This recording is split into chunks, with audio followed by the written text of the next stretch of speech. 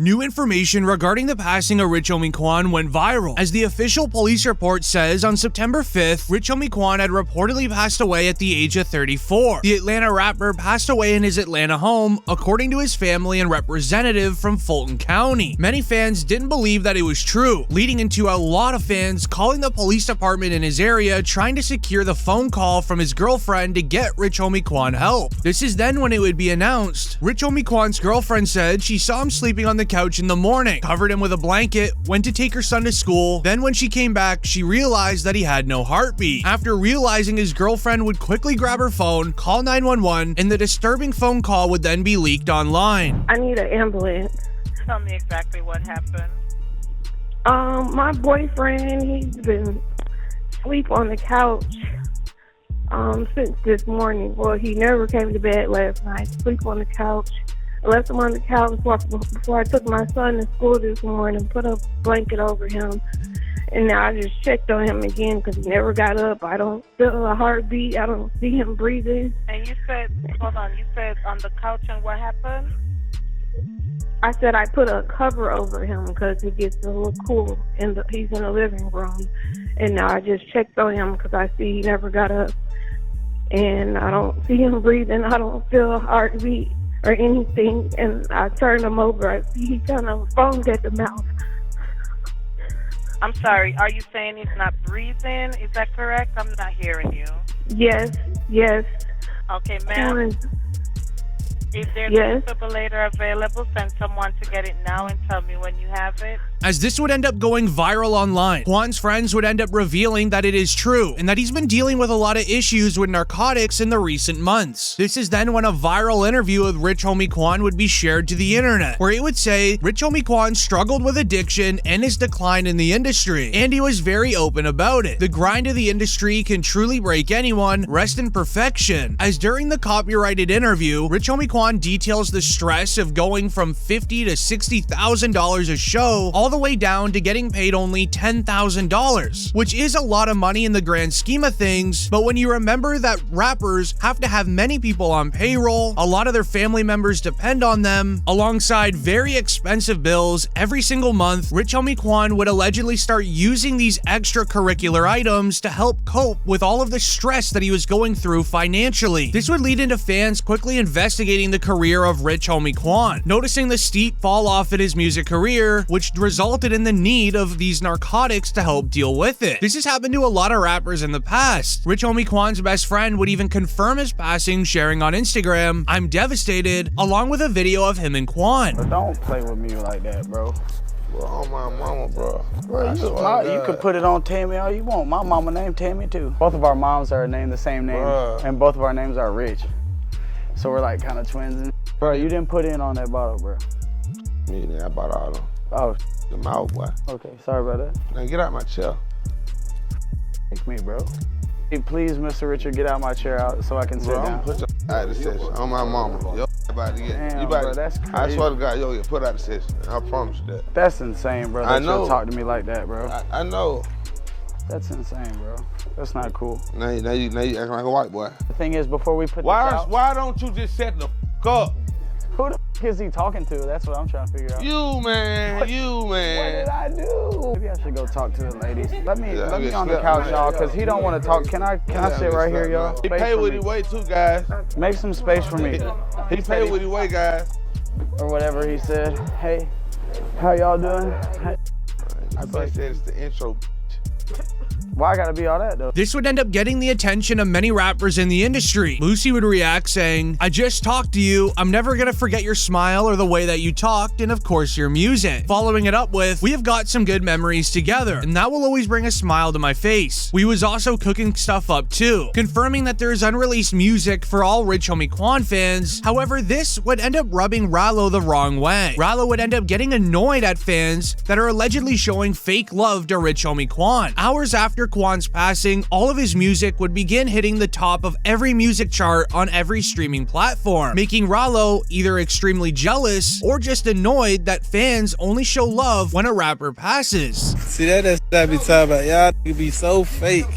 The whole world was just called this man Rich Homie Quan a rat. Soon as he died, Oh, that was my friend. I love him.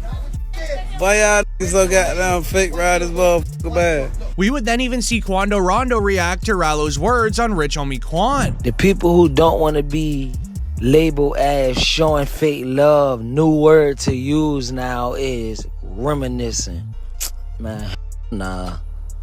Man, listen, bruh, a fan just commented under my picture and said, well, this is a good thing because at least his tape is generating money for his family. Man, y'all keep believing that. Y'all actually think that a label is actually about to give money to an artist's family, man? In what world? Man, y'all tripping, and I ain't saying this on no lame shit or nothing. I'm saying this because shit, most of all, we the people, we black.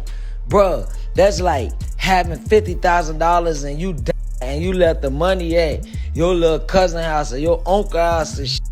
So fucked up nowadays, maybe even your mama or daddy house. This would then eventually lead into Rich Homie Quan's father sharing on Instagram, unbearable pain. Lord, please help me understand this. To lose my son, my firstborn, my best friend. Lord, please let this be a dream. Y'all pray for me and my family. I feel like I'm crushed into a million pieces, which is absolutely devastating for his father. However, the passing of Rich Homie Quan would get even more upsetting, as Rich Homie Quan and Young Thug had a very close friendship in the early 2010s. They would end up forming a rap collective known as Rich Gang alongside Birdman, who is a very important person for later on in the video. Now, their collaborations, especially on the song Lifestyle, ended up boosting both of their rap careers to one of the biggest rap careers in the early 2010s. However, around 2015, tensions between the two would start to surface. Young Thug made public remarks that seemed to distance himself from Rich Homie Quan, calling him the B word, Homie Quan, during a concert. Rich Homie would end up explaining that the issues were not as serious as many thought, but the two definitely drifted apart, both professionally as well as personally. However, 3 days before his passing, we would end up seeing Quan speaking on Young Thug in an interview, where he would end up revealing that he is willing to reconnect with Young Thug, and even though they aren't on good terms, it is always free Thug out of his case. Okay, so I told you before, I grew up listening to you,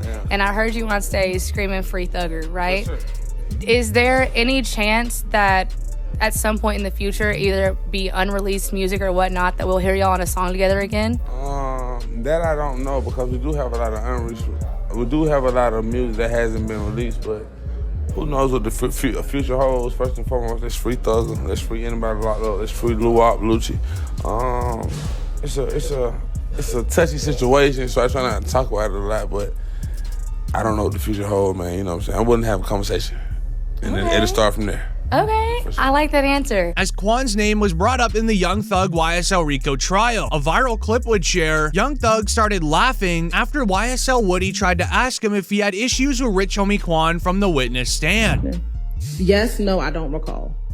Did Thug have an issue with Rich Homie Quan bringing members of IFK to his apartment? Thug, did you have an issue with Rich Homie? I'm asking you for what you told the police. And I'm answering you. I just told you several times. I tell the police anything. Okay. Do you recall talking about...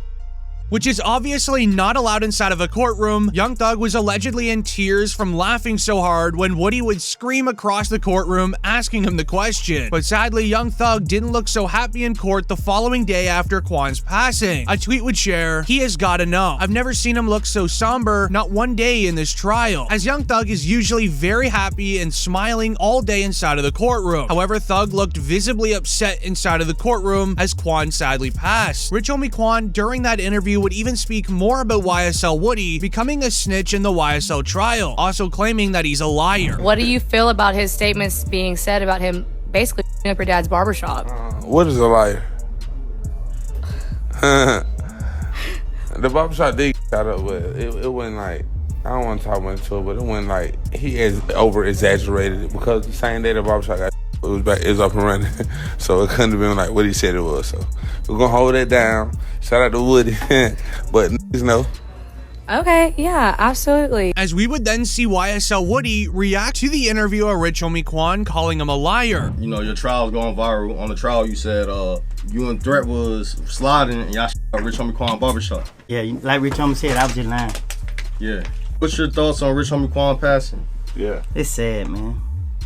It's sad. Rich Homie had a lot of potential. You feel me? Like, he just made the wrong choice in the past. What could have that hurt his career. And he didn't have to make that choice. But sometimes people gotta learn how to stand up for themselves. Don't be intimidated by no group of people. Cause them group of people, man, they ain't no man for real. You feel me? That's why they a group of people. All you had to do is stay by yourself. He would have been successful. He would have been bigger than what he was. However, this is where fans felt a little weird. Rich Homie Quan has been speaking a lot about the YSL Rico trial. He was likely also going to become a witness in the case, being placed onto the stand to just answer questions about Young Thug and YSL due to their long-lasting relationship. I highly doubt Quan would have said anything that would have got Thug in trouble, but it's just precautionary. But this is where it gets very weird. This exact same thing happened to Lil Keat, who was also going to be a part of the YSL Rico trial, and then he suddenly passed away as well. A viral tweet would even share, "There's no way that Young Thug, Gunna, and most of YSL gets arrested and then Lil Keat passes. Something has got to be going on. YSL is being targeted." This would end up leading a lot of conspiracy theorists to dig deeper into the situation. Rappers all around the industry have been taken into the YSL Rico trial, from Gunna, Lil Baby, YFN Lucci, and many more. However, in May of 2022, Young Thug alongside Gunna and YSL members were arrested on Rico. But within 2 weeks of the case being opened, Gunna would end up snitching out of the court case. YSL is a music label, and you have personal knowledge that members or associates of YSL have committed crimes. Yes, ma'am. You were present when law enforcement officers stopped the vehicle in which you were present along with Jeffrey Williams, and a firearm were recovered. These items did not belong to you. Yes, ma'am. When Gunna originally snitched, the following day after, it was reported by DJ Academics that Lil Baby, as well as members of 4PF, are next on the Atlanta DA Rico list, meaning that they were going to be arrested next. An in-depth investigation. Recent months, you've had 2 high-profile racketeering cases. There are going to be more. Over the next 60 days, you'll see 2 more. As DJ Academics would then confirm it, showing the evidence file of 4PF on the official documents, while confirming it on stream that it is a rap group with a 3-letter name. I've heard 2 of them. Like, I've heard the 2 of them. They're like, yo, these are going first, then these are going first. I've heard the names. And I don't know if I should say it.